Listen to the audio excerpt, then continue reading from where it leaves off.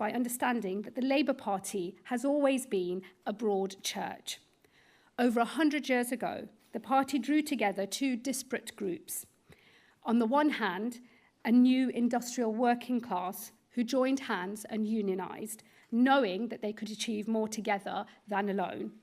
And then, on the other, a new group of progressive reformers, intellectuals who were radical and ambitious for change, who turned away from the old establishment liberals to embrace the new independent Labour Party. In time, another element was added to the mix, which is where my story comes in.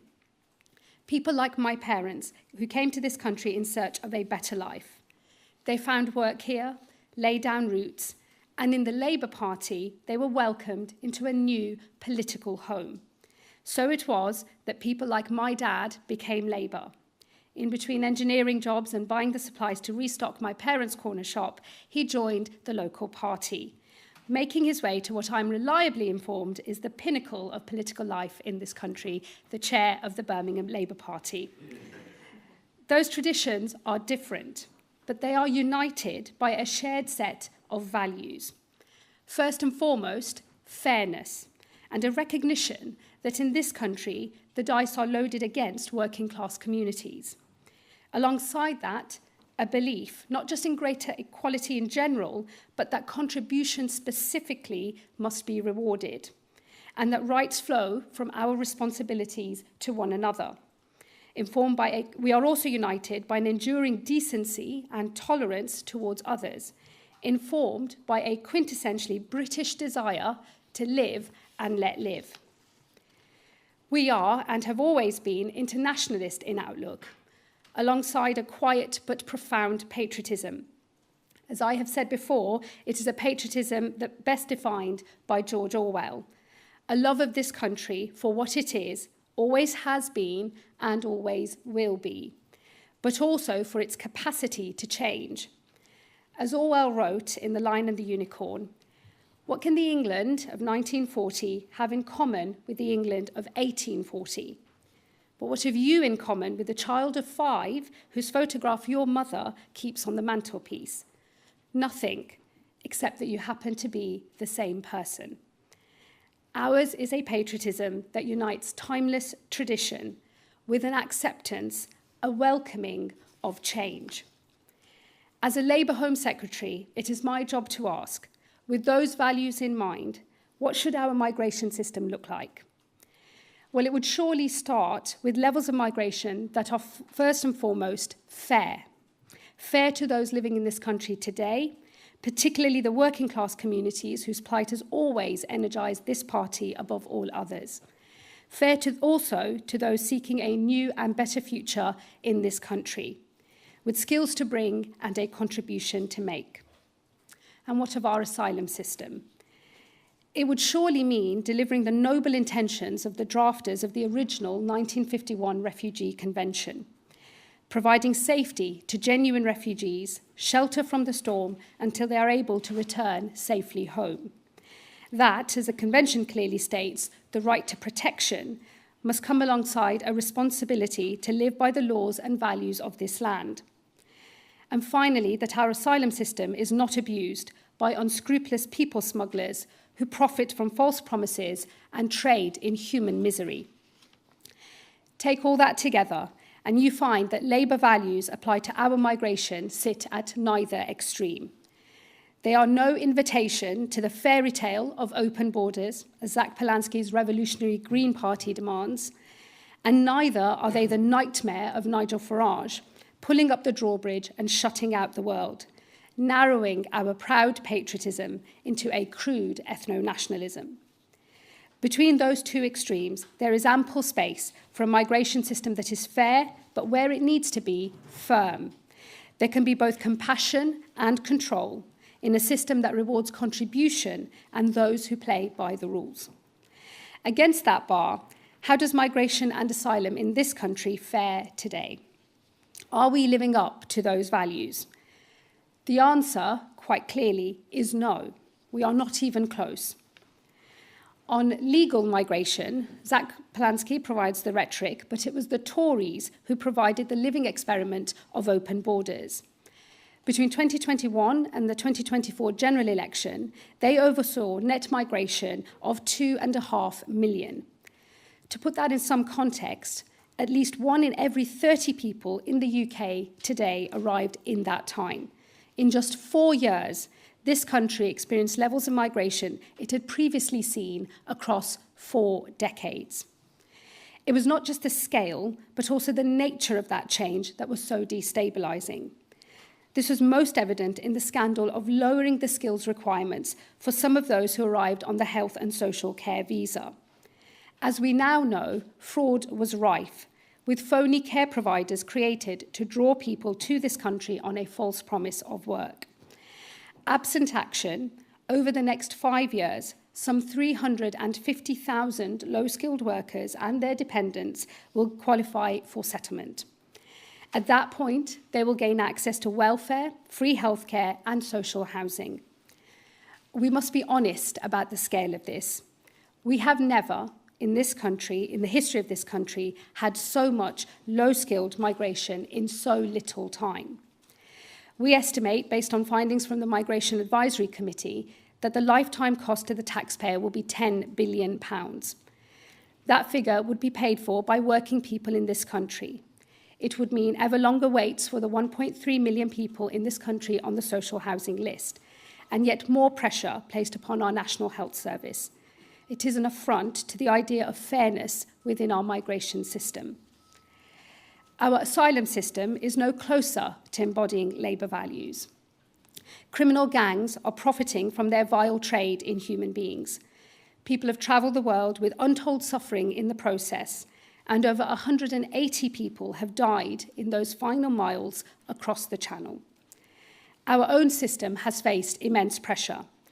Since the small boats first arrived, nearly 200,000 people have come to this country across the Channel. Today, over 100,000 people live in asylum accommodation paid for by the taxpayer. And this includes both those awaiting an asylum claim or an appeal, and also thousands who have failed their claims but cannot be returned to their home country. The pressure on the taxpayer is vast. Last year alone, £4 billion was spent on asylum accommodation. And I can tell you, as someone with 3 asylum hotels in my own constituency, that the pressure on local communities is considerable. It is worth pausing on that thought, on what this system looks like to those outside of rooms like these. Hard-working people across this country engaged in the daily struggle to make ends meet. They see a state that they pay taxes towards, yet it is proving unable to stop a flow of dinghies across the Channel. And they see a state that is paying billions towards hotels like the one near them. It doesn't look fair because it's not fair, and it erodes their trust in government. That erosion in trust matters because people ask fairly, if we cannot deal with so visible a failure, what can the state achieve at all? It is our creed as the Labour Party that the state can and must be a force for good. Without the trust of citizens in the state, there is no space for Labour values in any part of government to be realised. Restoring order and control at our border is not a betrayal of Labour values. It is the necessary condition for a Labour government to achieve anything it hopes to. It is within that context that I am embarking on some of the most significant reforms to migration, both legal and asylum, in a generation. On legal migration, that means ensuring we are attracting those who can and will contribute to this country, that migration levels are manageable, so we are attracting high-skilled workers, while at the same time introducing new controls to migration routes, which has now seen net migration fall by nearly 70%. For those who come to this country, who can contribute to our national life, I am clear. They should have a path to settlement and ultimately citizenship. I want people to put down roots in this country and to contribute to our national life. But it is essential that the privilege of living in this country forever is earned and not automatic. We are currently reviewing the responses to our consultation on the new rules around settlement. but let me be clear about the principles that we put into that consultation. First, the qualifying period for settlement should move, as a norm, from 5 years to 10. Secondly, there will be certain conditions that must be met in order to qualify. A clean criminal record, no debt to the taxpayer, a history of being in work and paying taxes, and higher standards of English language. In this week's rule changes, we made the first of these changes. A year from now, those who arrived on a visa, now seeking settlement in this country, will need to speak English as a foreign language to A-level standard. I should also state for the record that we are talking about English as a foreign language. A working knowledge of Shakespeare and Chaucer is very welcome, but will not be a condition of settling in this country. Command of the English language itself, however, will be. Our intention, subject to consultation, is that the point at which settlement is possible will now vary. We have proposed that some will earn settlement at or earlier than 5 years, including public servants like doctors and nurses, and those who are contributing the most to the nation's finances. Others will have to wait longer before they can apply for settlement. It is entirely consistent with Labour values that we address the challenge posed by the impending settlement of the hundreds of thousands of low-skilled workers and their dependents who arrive between 2022 and 2024. That means applying any rule changes to those who are in the UK today but have not yet received settled status. If we do not, we will see a £10 billion drain on our public finances and further strain on public services like housing and healthcare, already under immense pressure. That is an affront to the idea of fairness within our society. It is an affront to every family currently waiting for social housing, to those who have already spent too long on an NHS waiting list, and to British taxpayers who will inevitably foot the bill. We must restore fairness to our migration system. In the asylum system, that means we will always offer protection to genuine refugees. This country has shown enormous generosity in recent years to those fleeing war or persecution, including over 310,000 Ukrainians granted leave on the Ukraine visa schemes and 184,000 Hong Kongers who hold British nationals overseas status. We will now open new and safe and legal routes, starting this autumn by opening a new student refugee route, with the first arrivals in autumn 2027.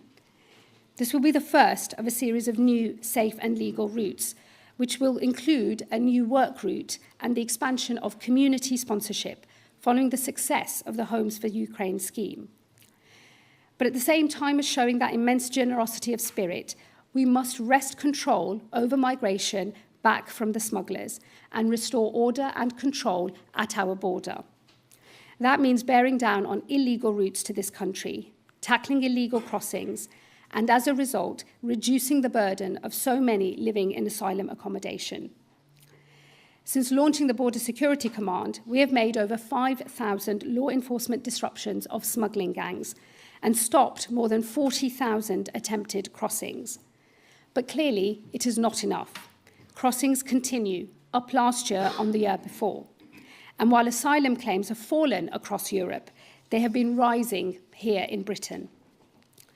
We must remove the incentives that are fueling the human trafficking trade and have left us with 100,000 people now living at huge expense to taxpayers. Today, seeking refugee status in Britain is more attractive than in other countries in Europe.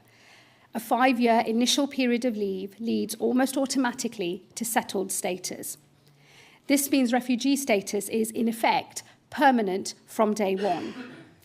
This fact encourages asylum seekers to pass through other safe countries in pursuit of asylum here, including the tens of thousands without a legitimate claim who have, in effect, tried their luck here, considering the risk worth the huge reward. This government will never step back from our responsibility to provide refugee status to those fleeing war and persecution. But we will now restore this to the intention of the 1951 Convention, that refugee status is a temporary sanctuary, a safe haven until a return home is possible.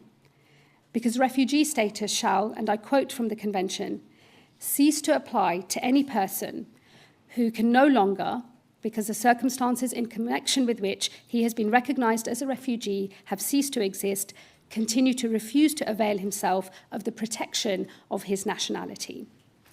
That starts with a change to migration rules, which comes into effect this month. This will see a reduction in initial leave to remain for refugees from 5 years to 2.5 years. At that point, a refugee's need for protection will be reviewed.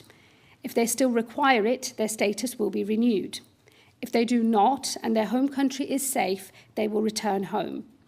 This brings us into line with countries like Denmark, where I visited last week.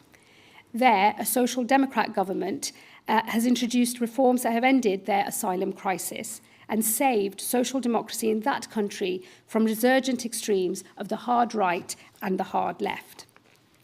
We should be proud of the protection we provide to those fleeing danger, but we must also enforce our rules. And those who come here must live by our laws. This government will today introduce new secondary legislation, which will remove the duty to provide asylum support, replacing it with a power to do so. Those who require it and play by the rules will rightly continue to receive asylum support, but those who do not will have their support removed. The generosity of the British people will become conditional on those seeking asylum following the law, living by our rules, and not working illegally. Taxpayer-funded accommodation will be reserved for those who have no right to work and will otherwise be destitute. Just as for any British citizen, rights must come with responsibilities, and British taxpayers cannot be expected to fund the lives of those who refuse to meet them. Once we have determined that somebody does have a right to be in this country legally, it is essential that they leave. There is nothing fair about not enforcing our rules, particularly as we know that many will melt into illegal work, undercutting legal workers. Since taking office, we have removed nearly 60,000 people with no right to live here. That's up almost a third under this government. But we must go further. I've already announced that we will tighten our application of domestic law to ensure that legitimate removals cannot be thwarted by the abuse of human rights and modern slavery legislation. I have also announced that we will reform our appeals system with a new body that echoes, once again, the reforms introduced in Denmark, where appeals are heard fairly and swiftly. One of the great successes of the Danish model has been the use of incentives, which sees 95% of removals take place voluntarily. This government will now pilot a similar model for families who are failed asylum seekers, a small number of whom will now be offered an increased incentive payment of £10,000 per person and up to a maximum of £40,000 per family. To put that in important context, today, a family of 3 in asylum hotel accommodation costs up to £158,000 per year. Should these incentives prove effective, they will represent a significant saving to the taxpayer. Where a voluntary removal is refused, we will escalate to an enforced removal for those who can be returned to their safe home country. We are now consulting on precisely how the removal of families with children must take place in a way that is humane and effective. For too long, families who have failed their claims have known that we are not enforcing our rules, which created a perverse incentive to make a channel crossing with children in a small boat. It is now on the parents in these families who can safely return to the home they came from to do the right thing by accepting an incentive payment rather than face an enforced return. Regardless of what my political opponents may like to pretend, enforcing our borders is not a unilateral process. It requires a partnership with countries across the world. Every week, planes lift off from this country to return those with no right to be here, returning citizens to countries across the world who play by international rules and norms just as we do. That partnership allows us to remove failed asylum seekers, visa abusers, and foreign criminals, all of whom are being removed from this country at a rate far higher than the one that we inherited. The Labour Party has always been internationalist, but while we speak softly, we are not fearful of carrying a big stick. Since I became Home Secretary, I've shown my willingness to do so. I threatened visa sanctions on 3 countries who are refusing to take their citizens back, all of whom, I'm happy to say, are now playing by the international rules. Today, I can announce that I'm suspending certain visa routes for a further 4 countries: Afghanistan, Cameroon, Myanmar, and Sudan, where abuse has been unacceptably high. I will also impose visit visas on Nicaragua and St. Lucia, as their visa-free entry has created a backdoor into this country. I introduce all of these measures in an attempt to bring our systems of legal migration and asylum into line with this party's values, upholding our international responsibilities while securing our own borders, fair but firm, compassionate but controlled, rights earned through responsibilities fulfilled, integration expected and encouraged, and contribution to our national life a necessity, not an option. We can and we must restore order and control at our borders. There is nothing inconsistent with Labour values in doing so. But for those who continue to doubt that, I invite them to consider the consequences if we do not. I know the people of this country are by nature open, tolerant, and generous. But I also know that there are conditions to that. When people see small boat arrivals at their current scale, or they experience the pace and scale of migration today, they feel, with justification, that things are out of control. That loss of control breeds fear, and when fearful, people turn inwards. Their vision of this country narrows, and their patriotism turns into something smaller, something darker. An ethno-nationalism emerges. The idea of a Greater Britain gives way to the lure of a littler England, and other voices to the far right, take hold. If the left does not secure our borders, the hard right will be given the chance to try, and they will not be restrained by values like ours. Instead, they will pull up the drawbridge. Those who have been here for decades, legally, with settled status, will suddenly hear a knock on their door one night, bundled into the back of a van, separated from children and grandchildren, and deported from this country that they have made their home. With deportations on the scale that reform now promise, there is no way of achieving them without sending people back to a country that is not safe, and where on return they could be killed. Make no mistake, by restoring order to our borders, we are fighting for the very existence of a humane asylum and migration system in this country. Some say, in response, that we should turn to the path proposed by the Greens, that we should create a world without borders, that nation-states are social constructs, and that patriotism is a dirty word. To some, these might seem like harmless student politics, but the danger and the possible damage is real. A party leader who seeks the highest office in the land should not be on the beaches of France helping migrants onto small boats, encouraging them to make a perilous crossing. And what he did personally, his policies would do many times over, creating further incentives to come to this country illegally and increasing the already vast burden placed on taxpayers in this country. Farage calls for border control without fulfilling our humanitarian and international duties. Polanski calls for the most expensive and expansive migration policies anywhere in the world, without any attempt to control the border. Nightmare on the one hand, fairy tale on the other. That leads me back to where I began, with those words of advice I have received. More Labour. Because more Labour doesn't mean open borders, and more Labour doesn't mean closed borders either. More Labour means a migration system that welcomes those who come here and contribute to our national life. But it means an end to uncontrolled migration that places immense pressure on strained public finances, when it is working people in this country who pick up the bill. More Labour means offering safety and sanctuary to those fleeing war and persecution.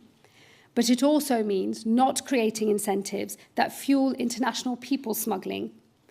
It means enforcing our rules and removing those with no right to be here. More Labour means showing that the nation-state can function, starting with my duty to restore order at the border. More Labour means ensuring that we succeed in that effort, not only because doing so is consistent with our values, but because if we fail to and retreat to the comfort of fairy tales, a nightmare will follow, as those who follow us will have none of our restraint. More Labour means taking the decisions now that will ensure there always remains an asylum system in this country. And in doing so, it means guaranteeing that it will always be true that those like my parents who sought a new and better life here, worked hard, played by the rules, and contributed to our national life can find in this country a home. And that just decades later, children of theirs may unthinkingly call themselves English or a Brit or even a Brummie, just like me. Thank you very much.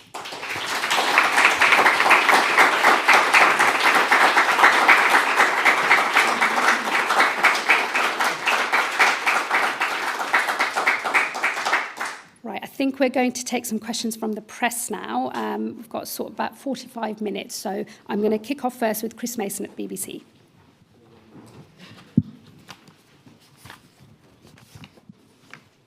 Thank you, Home Secretary. Chris Mason, BBC News. Given the number of times the government has made promises only to retreat, can you convince our audience that you can convince your own colleagues that this is a goer? And if I may, can you address those who look at the government's response to war in the Middle East and see indecision, prevarication and a lack of preparedness? Thank you. Thanks very much, Chris. Look, firstly, I've set out these reforms. I made these announcements back in November. We've been cracking on with implementing the reforms that I have announced. Of course, I engage with my colleagues all the time. I've had lots of conversations with people. I think that the whole package of the reforms, both on asylum and on legal migration, have a majority of support from my colleagues. Obviously, as we continue to roll out changes, we will have more rule changes, legislation later this year. I'll take you to those moments as they come, but I am very clear in the argument that I am making that these are reforms that are consistent with Labour values, and if we don't resolve these problems, others with none of our values will be given the chance to do so instead. And I think that is a choice my colleagues are also very well aware of, so I'm confident that we can press ahead, and we will be doing so. And then secondly, just on Iran, let me just say, look, I've been involved in some of these conversations as part of the National Security Council and the wider cabinet. It is this government's responsibility that the Prime Minister is leading, that we take incredibly seriously, to always put our national interest first.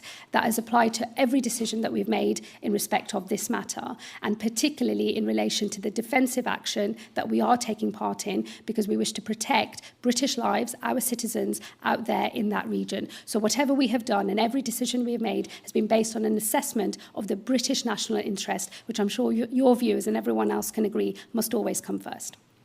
Beth Rigby from Sky. Thank you. Thanks, Secretary. You say Zach Lansky is living in a fairy tale, but it's clear that many progressive voters, and maybe some in your own party, prefer the story he is telling than yours. The Greens won the Bolton-Denton by-election. Over 100 of your own MPs are writing to you, urging you to row back on these reforms. Are you not simply going to split Labour and get blocked by your own MPs anyway? And just secondly, on President Trump, he says the special relationship's in ruins, that Keir Starmer is no Churchill. He's also criticised you on immigration, saying the UK is, quote, letting in people from foreign lands that hate us, and that Sadiq Khan, who he previously accused of bringing Sharia law to London, is doing a, quote, terrible job. Does this sort of criticism anger you? Thank you. Thanks very much, Beth. Look, as I've just been setting out in my speech, there are, of course, alternatives to how we are progressing with resolving issues in the asylum system and with migration, both on the left and the right of British politics. But those they have the wrong answers, and it's our job as a Labour Party to make the case for Labour values that are able to build a broad enough coalition across the whole of the country that can unite the country. What's being offered by the Greens and others are at the extremes of politics, not interested in building a broad coalition of voters, but actually... No. What I'm saying is it's about polarisation, and what I'm saying is we're setting out a set of reforms that I believe that already the polling has shown have a plurality of support from voters across the country. When we released our asylum reforms in November, the polling showed that not only were they popular across different parts of the country, but even with a plurality of Green Party voters, those asylum reforms were popular. So I think there is a desire across the country of every type of voter in every part of the country to see a sensible migration and asylum policy being pursued. People agree, I think a majority of people in this country agree, that the system is out of control, and the Labour Party is putting forward our way of resolving these issues. Of course, there will be other offers available. There's a long time to go between now and the next general election. I'm sure that these issues will be much contested before we get to that general election, but I'm very clear the Labour Party, being the broad church that we are, being a coalition of interests that we are the best place to build a coalition of voters across this country, just as we did in the 2024 general election as well. And then let me just say, look, on what's happening in Iran and President Trump and his comments. Firstly, of course, as I've just said, we will always prioritise the British national interest and always act in line with that. The President will say some things that we agree with and others that we disagree with. We are getting our immigration system under control. That is my job. That's what I've been setting out today, and we will pursue that. Others can comment as they wish, but what I am motivated by is resolving problems for citizens in our country. And let me just say on Sadiq, I think he's doing an excellent job as Mayor of London, and there is a lot of misinformation that is often put out about what's happening in London, whether that's on crime rates or whether that's on things like Sharia law, for example, which are just misinformation. That's plain wrong. And I think that Sadiq is doing a good job. And the proof of that is the fact that, he's won a mandate from the people of London on 3 separate occasions. Let me take Harry Horton now from ITV. Thank you, Home Secretary. Harry Horton, ITV News. Some of the policies you've announced today are quite a stark change from what was in Labour's manifesto about smashing the gangs. What do you say to people, many in your own party, who look at policies like deporting families with children, removing refugees after 2.5 years, and they say that the hard right, as you put it, has already won, it's captured you, and it's setting the agenda for this Labour government? The only thing that's setting the agenda for this Labour government is Labour politicians like me coming up with Labour answers to problems that our country faces. And this is very much a Labour agenda, and I am a Labour Home Secretary. We promised to control our border in our manifesto. Yes, of course, we talked about the gangs that are operating, and we've taken huge action on that. And as I said in my speech, 5,000 disruptions in collaboration with our partners in France and elsewhere in Europe. We've disrupted up to 40,000 crossings being made. Obviously, crossings are still being made, so we know that that's not enough and we must go further. But we are fulfilling the policies of our manifesto and the promise that we made to the British people that we would sort our migration and asylum systems out. And that's what these policies are designed to do. And just on the returns of families, we're talking about people who have failed in their claims, who have exhausted all of their rights of appeal and who do not have a right to be in our country. And it cannot be the case that any party can say it's fine to break our rules, have no right to be here, but it's okay, we're just going to look the other way. That is the kind of behaviour that I think has cost us huge public confidence in this system, because we're not enforcing our rules. And what that says to people who do follow the rules and who do abide by the laws of this land, that actually if you can get away with it, what incentive is there for others to follow the rules in the first place? So I think it's incredibly important. If you're going to have rules, you've got to enforce them. Otherwise, it rather begs the question of why you bother in the first place. Catherine Forster now from GB News. Thank you, Catherine Forster, GB News. You're talking tough on cracking down on illegal migration, but we've heard a lot of pledges before. Why should GB News viewers believe that you will be able to get all these measures through your own MPs, knowing that they have a habit of saying no to things they don't like and stopping the government doing things, and also past lawyers, and also on the situation in the Middle East we are involved, whether we like it or not. Haven't we been rather slow in sending for example, the warship to the Middle East still in Portsmouth, given that we knew of this US build-up and the likelihood that we would need to defend ourselves there? Thank you. Thank you very much. Look, we've made a set of commitments in our manifesto. The Labour Party has to pursue reform of this system, and I've put forward a set of Labour reforms, based on the values of the Labour Party that I believe have a majority of support in Parliament and amongst our own members of Parliament. But look, these are debates, and people will have their views and they will make their arguments. This is obviously a very public process, and for those who don't wish for the system to reform, they will have to explain what they want to do instead and how they will fund the consequences of alternative choices that could be made, and who will ultimately be paying the price. That is the nature of debate in this country. It's the nature of scrutiny in this country. I put forward a set of proposals. They are being scrutinised. If people have alternatives, regardless of who they are, those too will be scrutinised. And in the end, it is the public that will want to see confidence from its politicians in dealing with these problems that we face and in having answers that can meet the scale of the challenge. And what I would say to you in terms of action is we're cracking on. I've been in the job for, I think, just over 6 months. It does feel a bit longer than that. But we made these announcements in November. We're cracking on with implementation. We're only just into March. We'll keep going. We will have primary legislation as well as secondary legislation and rule changes in the normal way for immigration rules that happen automatically twice a year. So we're cracking on with making the changes. So I'd say to your viewers and others who are watching, judge us by our record and what we actually deliver. And then just on, consequences of the action in Iran, we've been building up for some weeks activity and resource in Cyprus in order to protect our interests there and to do the right thing. And of course, we're now taking more action as well. I don't accept what's been said on pace.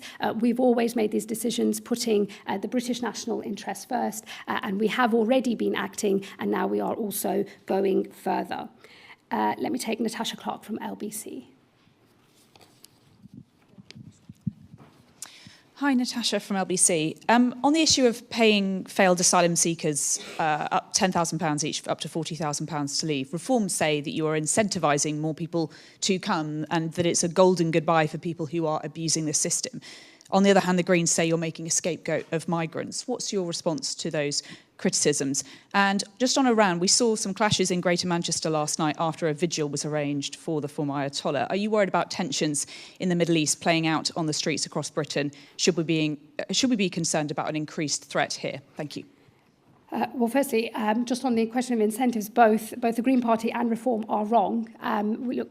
We already, and have under previous governments as well, offered incentive payments to people for them to leave this country, to encourage that to happen. What we've seen in Denmark is a much more generous offer, a much higher incentive in order to encourage people to leave, which has been working over there, and that's why we've decided to run this pilot to trial a period where we offer, as you say, £10,000 for one per person, up to a maximum of £40,000 for families. And again, important to remember, and these are questions for others to answer as well, whether that's Reform or the Greens, these are people who have failed in all of their asylum claims in this country, whether they are individuals or in families, people who failed their claims, people who have had multiple appeals and have exhausted all of their appeal rights and therefore have no right to be in this country. And again, I think people would expect us to be doing everything we can to encourage those people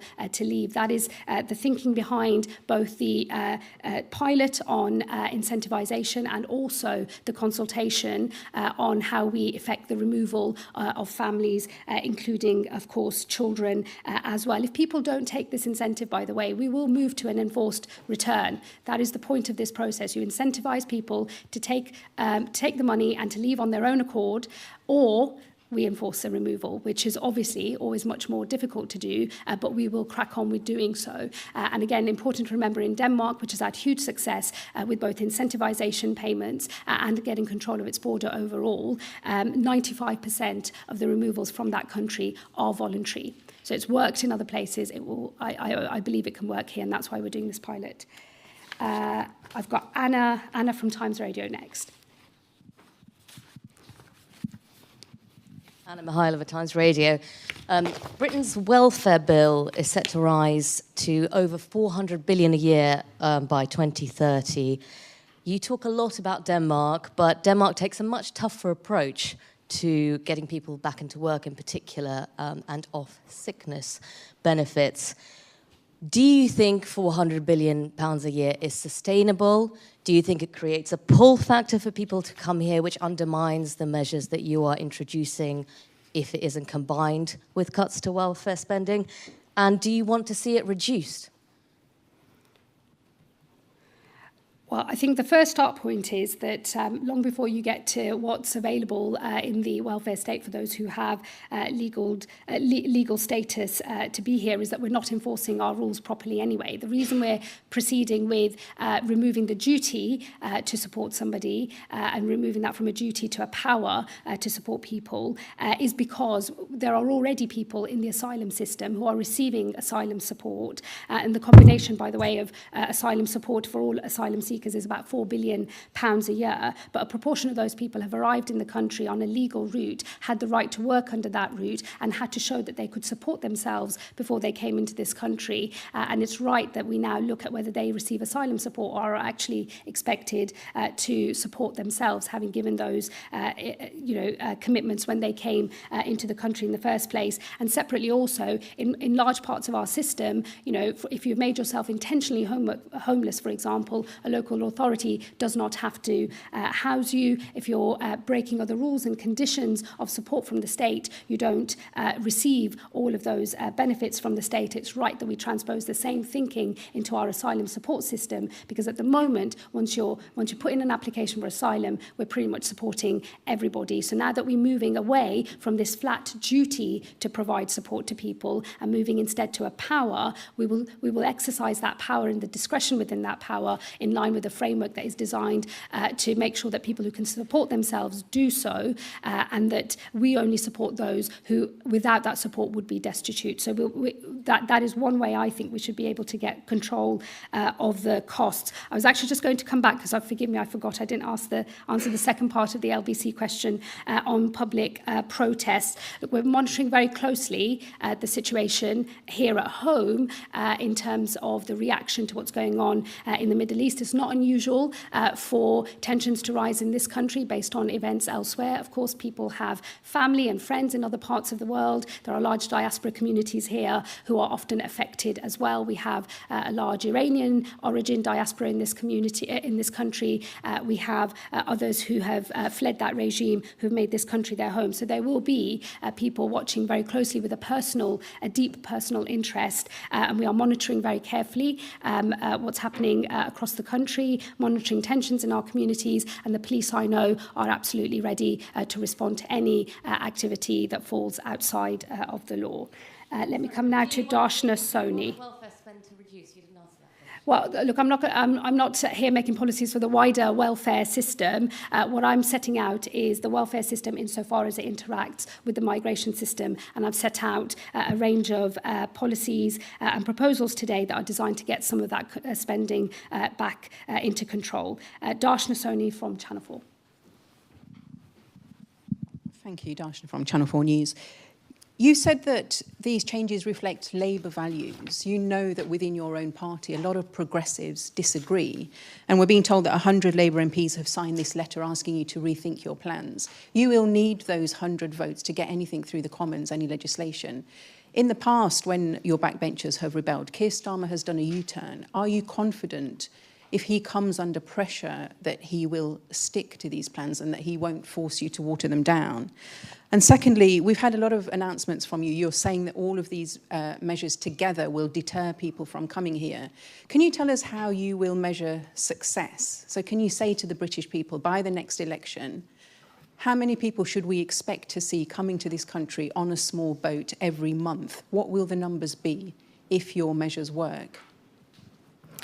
Thank you. Look, so, I mean, as I've been setting out today, the Labour Party has always been a coalition itself of different traditions and different interests. So we're a coalition ourselves, and we're in the business of building a coalition of voters and support out there in the country. So, of course, it's always going to be contested, you know, what is the right balance in order to hold the coalition that we have in the party, but most importantly, build a coalition of support out there in the country. And obviously, it's my job to make sure that we can make that case and that we can win that case. What I would say on the colleagues that have said that they have some concerns, there's a whole range of those issues, some of which I think not everybody is signed up to. I will, of course, be engaging with all of my colleagues, not just those who've signed a letter, but the many more who have already said that they support these proposals as well. And of course, we want to get our business through Parliament. I'm confident that despite some people not necessarily agreeing, and there might be a small number that will never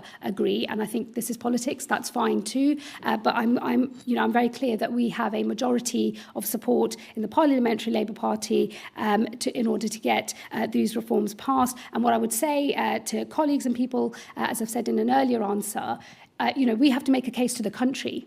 And the country, clearly, a plurality of voters want to see reform of our migration and our asylum systems. We have to come up with the right reforms. We have to meet the scale of the challenge that the country wants us to sort out. And in the end, it's the views of our country that matters. And as I say, previous polling on these reforms has shown a plurality of voters of all different parties support the case for reform and support many of the reforms that we have introduced. So I'm confident we can crack on and that we will be able to deliver these plans.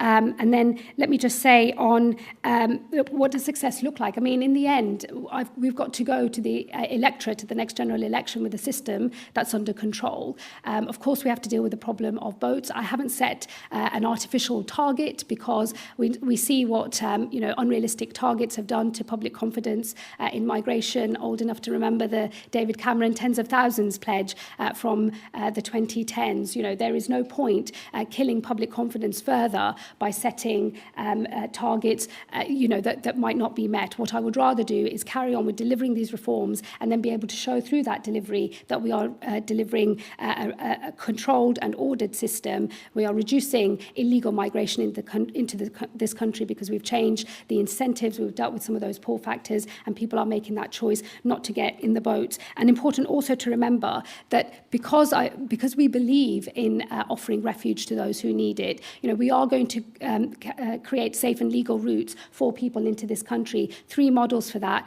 a route for refugee workers, a route for refugee students, and a route for those who can come via community sponsorship, learning the lessons from the Ukraine scheme.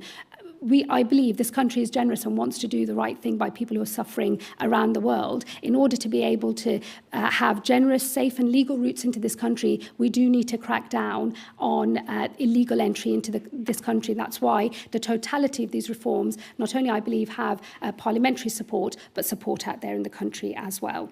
I've got Lucy Gape next from the News Movement.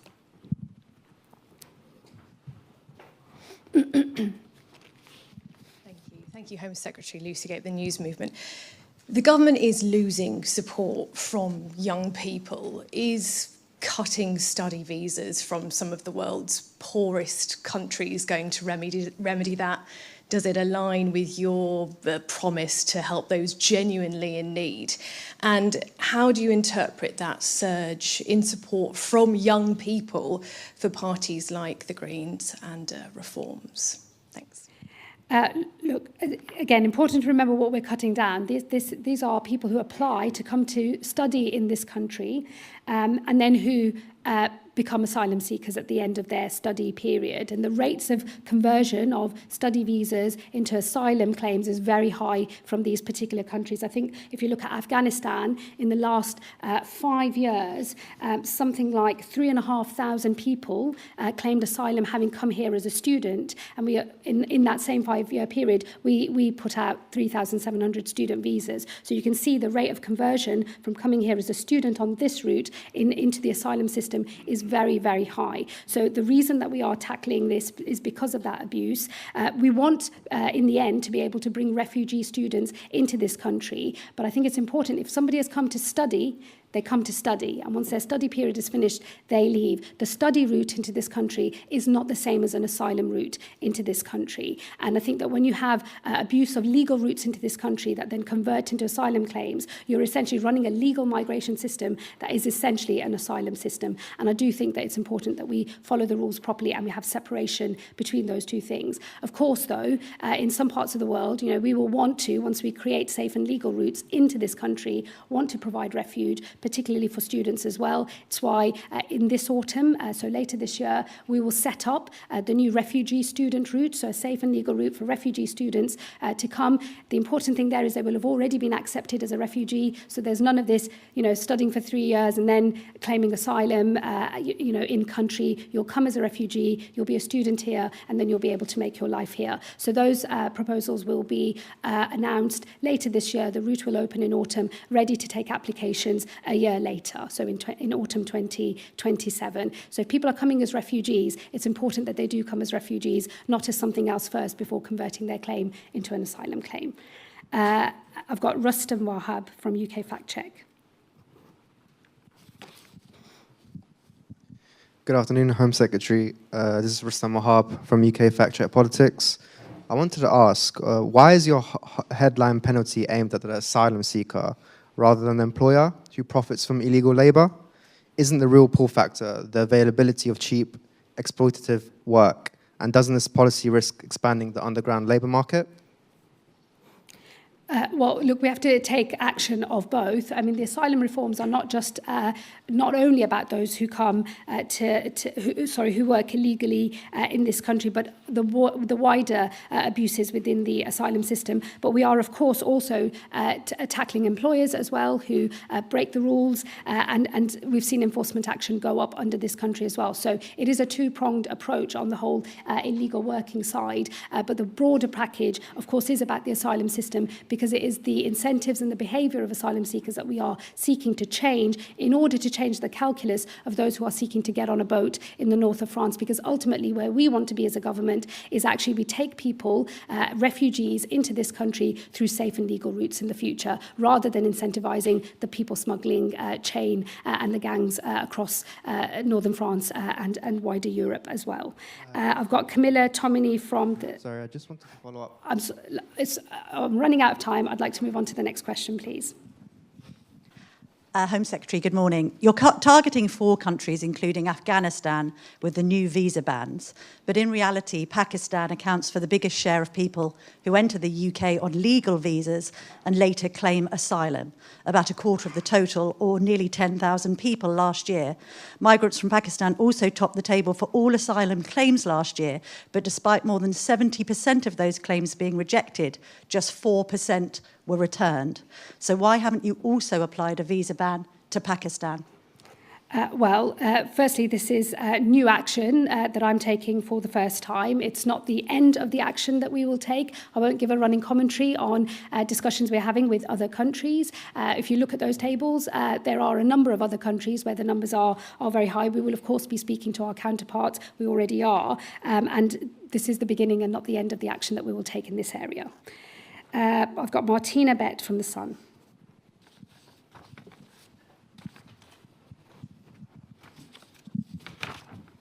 Thank you very much, Martina Bett from The Sun. Britain paid around 170 million to France last year to help stop channel crossings, yet only about 35% of boats were prevented. How can you tell taxpayers that this deal represents value for money? And are you prepared to renew our contract with the French when it expires this month without demanding results? Thank you. Well, look, of course, any deal that we strike, and this is a deal that we inherited as a government, we are, of course, in discussions with our French counterparts. Any deal we have to justify that deal to the British public and justify why that is a good spend of our money. But I think it's important to note we've seen an increase in law enforcement activity through our collaboration with the authorities in France. We have seen 40,000 crossings diverted. We've seen 5,000 disruptions of gang activity that was designed to get people into boats. We know that the disruption activity works because the business model of the gangs changes as well. So partly because the disruption of small boats as they used to be was quite successful, the gangs have moved on to the so-called taxi boat model. So what you often see is that you have effect of your policies on one type of way that the gangs are using, and then they will obviously try to innovate and move on to another type of business model. And so it's important that we obviously try to keep pace with the changes in practice that we're seeing from the gangs and the type of kit and the equipment that they are using. You'll have seen we've worked in collaboration with a whole range of countries, both where the kit is made, where it is stored, and then ultimately how it comes to being used. So I think that activity is important. Without it, the number of crossings would be even higher. So of course we want to see maximum impact from the deal that we have with France.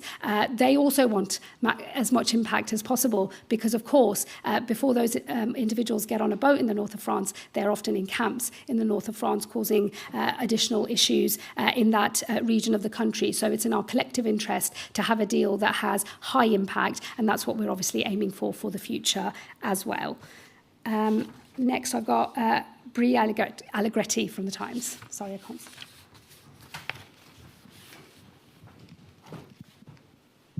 Thank you, Home Secretary Aubrey Allegretti from The Times. You've obviously taken a lot of questions on this subject today. You've acknowledged that Labour is a broad church and said that you're confident you will get these migration reforms through Parliament. But there's one thing I'm still unclear on, and that's whether you're saying that there is any room for manoeuvre. Is your message there will be no watering down? These plans are essential in their totality, or are you signalling that you could be open to compromise if Labour MPs in enough numbers demand it? And if I may, one of your Conservative predecessors, Suella Braverman, once said it was her dream and obsession to remove small boat migrants to Rwanda. Do you have a dream or obsession for an achievement in mind in your office to bear down on illegal migration? Thank you. Look, yes, you're right. The Labour Party is a broad church, and there are lots of conversations happening. I think there's a distinction between the reforms that we're already pressing ahead with. Today, I've set out that the changes from permanent refugee leave to temporary and the review after 2.5 years, that will come into effect towards the end of this month. But the date for when it will apply to applications is from this Monday onwards. That decision is already made. The decision to revoke the duty to provide asylum support to a power, that is also happening by means of a statutory instrument today. So we are pressing ahead. So it's less of a question of, as you say, some room for manoeuvre in some areas. We are very much pressing ahead. There is a consultation on earned settlement. So these are the reforms around moving from 5 years to 10, which cohorts of people can earn an earlier settlement at 5 years or maybe even 3 years, and those who will have to wait longer. That is a consultation. It ended on the 12th of February. We are currently going through the responses now. There were over 200,000, so it will take us a little bit of time to have done all of that work. And in that consultation process, people have made suggestions of transitional arrangements, things we might do differently, particularly on if we have minimum income requirements, whether those attach to individuals or whether they attach to households, for example. So there are points of detail here that we have deliberately consulted on across the whole picture, particularly on transitional arrangements. So obviously, I will look at the proposals made in the consultation and then finalise the policy later this year with a view to enacting the final policy again later this year. So there is still some work to do, but that was always the case with the earned settlement consultation. But the principles behind that consultation, the fact that we want to move to a model that rewards contribution, the fact that actually for the new norm, the qualifying period will move from 5 years to 10, the fact that we do need to deal with the very large number of lower skilled migrants who've come into this country, the largest rate of low skilled entry into this country that we have ever seen in our history, and all of the attendant issues that has, we do have to have an answer to that particular issue as well. So those are the principles that are sitting underneath that earned settlement consultation, and we will obviously finalise the policy in due course. In terms of dreams and obsessions, look, I'm determined to do the right thing for the country. These reforms are the right thing for the country. I want to deliver an ordered and controlled migration system that retains public confidence across a plurality of voters all across our country, so that we have the public permission to both retain an asylum system at all and to continue our system of legal migration as well. I think if we can do that, we can unite our country around an issue that is currently dividing our country, and that is something that I consider my duty and my responsibility. I've got Martin Beckford from the Daily Mail next. Thank you, Secretary. As you know, next Saturday is due to be the Al Quds Day March, which will start outside your office, the Home Office. Given the fears that have been expressed that it will lead to disorder, anti-Semitism, and the spectacle of people expressing support for the Iranian regime, do you think it should go ahead, or will you request that the Metropolitan Police cancel it? Thank you. Well, the decision on specific marches is an operational matter for police, and I'm not going to interfere with operational independence. What I would say is we, of course, have a range of powers where protests are concerned, primarily around conditionality for those protests, so the time period over which they can occur, where precisely they have to be located. There is an existing power of ban, but it's been very rarely used because, as people who are well-versed in this territory know, the policing of a ban can often be more tricky than the policing of a protest in the first place. So these are finely balanced judgments on how best to maintain public order that are made by the police each time any of these events occurs. And I would expect the police to be, of course, using their full powers, but using their professional judgment on what is the best way to maintain order on our streets. I've got Kieran Stacey next from The Guardian.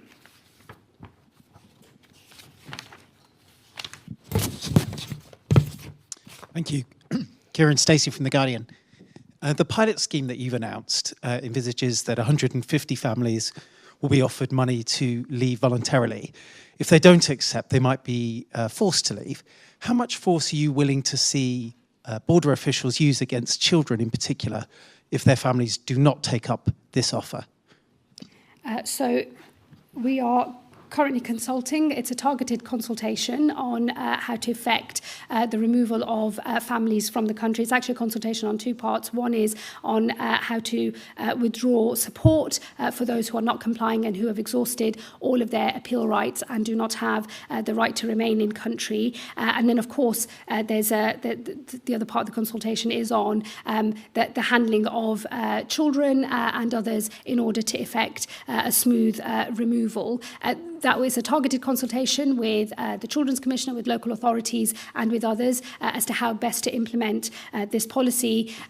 We already have policies across other bits of the public sector that are about enforcement where children are concerned. There are well-used legal tests for how to do so in a way that's necessary but also proportionate, and how to best judge that, and then also how to best scrutinise that. So I'd expect the principles that underlie this sort of work in other parts of the public sector to inform the approach that we take within immigration as well. But that is why, in the end, a voluntary removal is always the best option for all concerned. It's the best for the taxpayer because it's the cheapest option, but it's also the best for the families as well. And we can't be in a position where essentially you're incentivising families to not play ball with all of the attendant impacts that has on their children's lives, using the youngest child in order to have a longer stay in this country. So we have rules, we do have to enforce them, and the lack of enforcement of them creates its own kind of incentives and pressures in the system as well.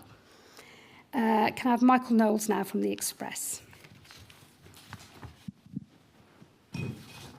Thank you, Home Secretary. How are you going to increase the number of removals among the small boat cohorts who are particularly difficult to deport? Thank you.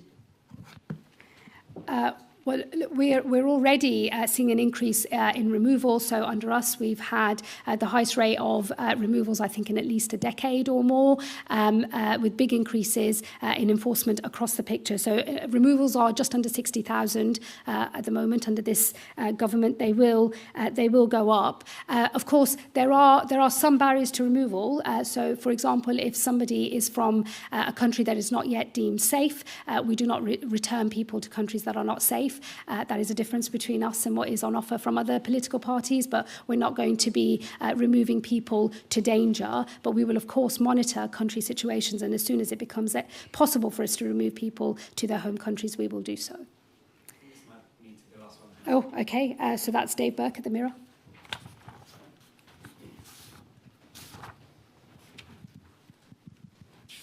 Thank you, Home Secretary. Home Secretary, I spoke to a family last week who are upset by the indefinite leave to remain proposals. They argue it's unfair to change the rules retrospectively. Their teenage daughter is now uncertain if she'll be able to continue studies in the UK because of eligibility for student finances. They say this is contrary to what they were promised when they arrived, and they made plans accordingly. What would you say to people like this who think the proposals are punching down on individuals because you don't like the previous government's rules? And what's your message to families in this situation?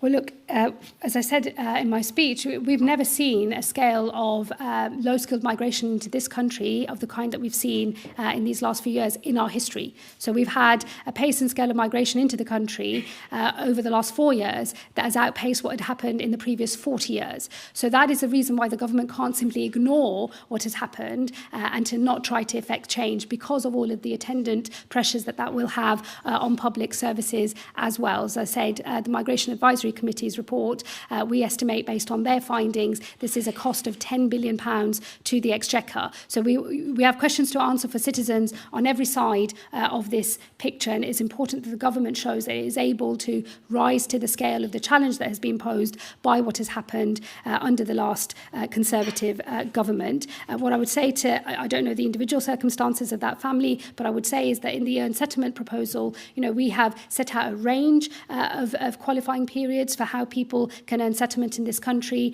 Those who make the highest contributions will be able to earn an earlier period of settlement.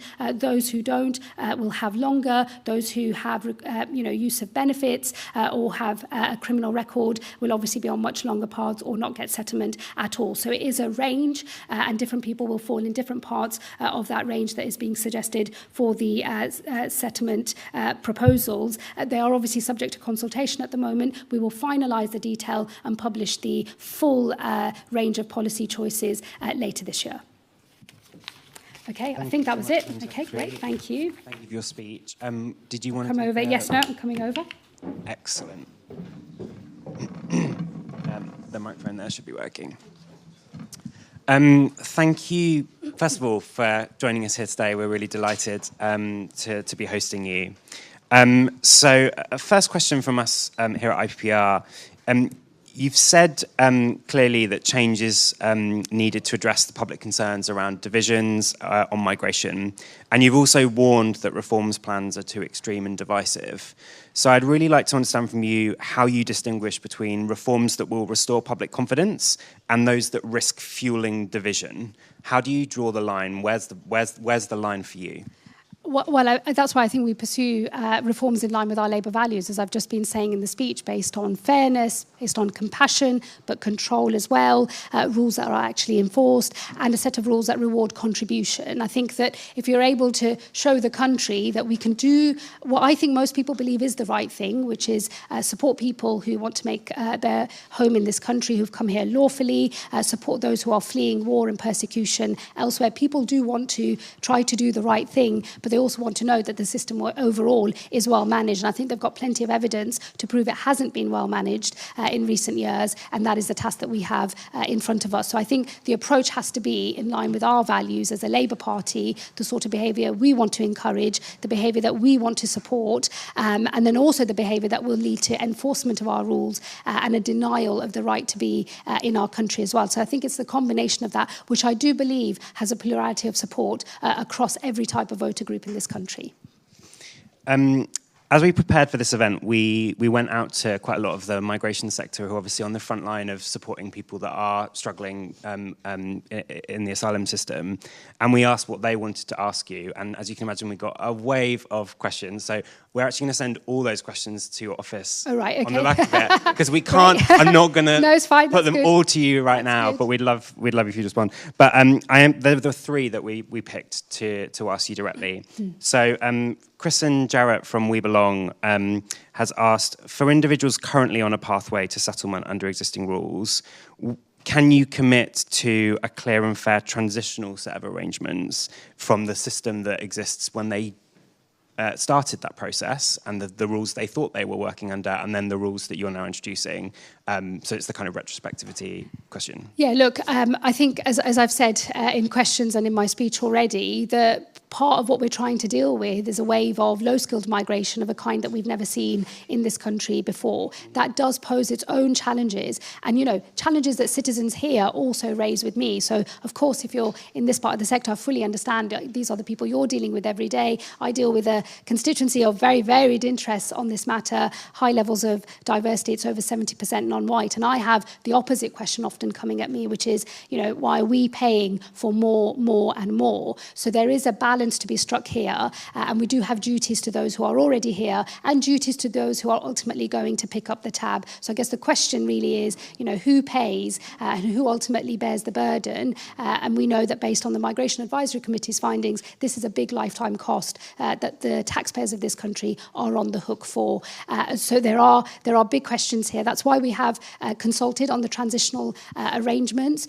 But I would also just gently say that this is the problem we're trying to fix, and so we do have to come up with an answer for it. You know, that is something that we're going to have to take into account. The other thing I would just remind everybody is it has always been the case, and this has been tested in case law before, in appeal courts as well, that the rules that apply to your application under our immigration rules are the rules in force at the time of your application, not at the time of your arrival in the country, because there is a recognition that immigration rules change. They change quite regularly, and in fact we have two sets of immigration rule changes as a matter of course every single year as well. So in terms of the rules applying at the point at which you make your application, that has been settled practice in this country for many years now. Just a brief follow-up on the fiscal contribution of care workers. I mean, do you think it's fair to just judge a care worker on their fiscal contribution, and is not the challenge there that we don't pay our care workers enough, not that they're not willing to make a contribution to this country? Well, there is a wider question about the care sector and levels of pay and conditions within that sector. Obviously, West Streeting and the Department for Health and Social Care have already made some changes there. I think the plans are by 2028 to have a fair pay deal and to start improving conditions in that sector. So I would hope that for all care workers, whether they are settled citizens, British citizens in this country, or people that come from abroad to work in that sector in the future, of course, we want higher standards for what is an important sector for our country. But, you know, for a system of economic migration, you really do need to look at, economic impact. I think that is the right thing. Otherwise, it's not really a system of economic migration. And then for certain types of jobs that we struggle to fill, of course, we do sometimes drop requirements, and we do give those people a different kind of deal. I think what's happened under the Tories is you just had this mass drop to below RQF level 6, and then the numbers that arrive, particularly dependents, are in the multiple hundreds of thousands, which was never planned for. And that's the public policy challenge that we have in front of us today. So there's a question from Mabeen Bhuta from the British Red Cross. What evidence does the government have that people will be able to integrate and work and contribute effectively at the same time as their refugee status has become more short-term and less secure? So this is the kind of revalidation process.